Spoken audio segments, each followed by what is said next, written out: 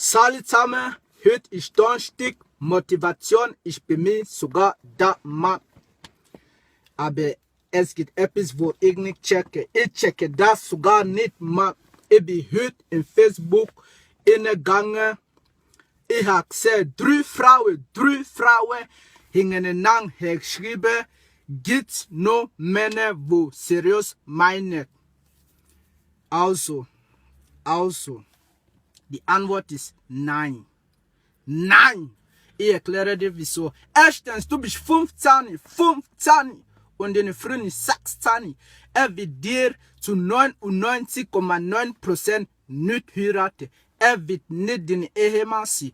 Und in der Beziehung ist genauso wie wenn man Fernseher daheim hat und darf nur eine Sendung schauen.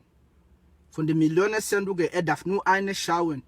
Irgendwann hätte er genug von der Sendung und wird andere Sendungen schauen. Und zweitens, ihr Frauen müsst die Mentalität ändern. Zum Beispiel, ein guter Junge, so wie ich. Nein, also ich habe nicht gesagt, dass ich guter Junge bin, aber ich bin ein guter Junge. Ein guter Junge, so wie ich, sieht eine hübsche Frau online, lange blonde Haare, blaue Augen. Er fühlt sich verliebt. Ich gebe diese Frau, hi, du bist sehr hübsch und so, du hast gute, geile Augen, ich will dich besser kennenlernen. Die Frau liest diese Nachricht. Sie schreibt nicht zurück. Sie denkt sich sofort, ja, schon wieder eine, wo mit mir ins Bett wird. Nein, es ist nicht immer so.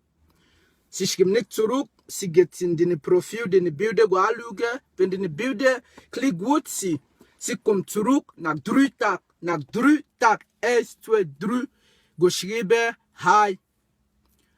Also, er hat dir das Kompliment gegeben und hat wenigstens das Dankeschön verdient.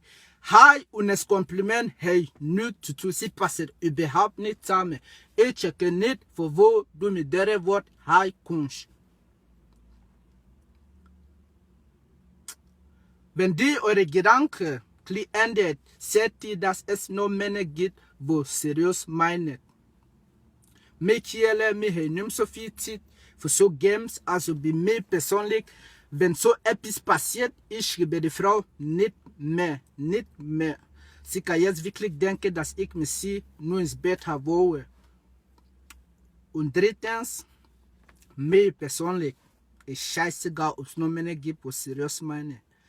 Ich gehe jetzt in McDonald's Big Mac Menü bestellen, essen, gehe schlafen.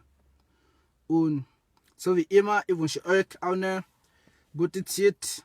Morgen ist Freitag, genießt es. Ciao zusammen, tschüss.